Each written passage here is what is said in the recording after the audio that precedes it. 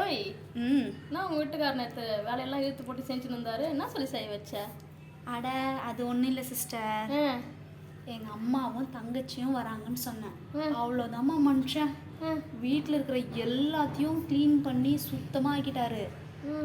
இந்த கல்யாணம் ஆகி 1.5 வருஷத்துல இப்படி இருக்கிற பொருளை அப்படி எடுத்து வைக்கிறது இல்லை மனுஷன். நேற்று இது ஒரு வார்த்தை சொன்னோன்னு அவ்வளோ வேலை செஞ்சாங்கன்னா பார்த்துக்கேன். அதானே பார்த்தேன். உங்கள் வீட்டுக்காரன் அவ்வளோ வேலைலாம் இழுத்து போட்டு செய்கிற ஆள் கிடையாது. என்னடா அப்படி யோசிச்சேன் நான்.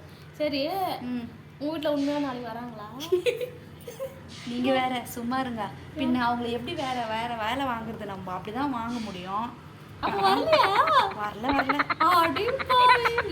ஒரு மனசுல வேலை வாங்குவ. பின்ன வேற எப்படி சிஸ்டர் அவங்கள வாங்குறது? நமக்குன்னு சொன்னா செய்யறாங்களா அவங்க?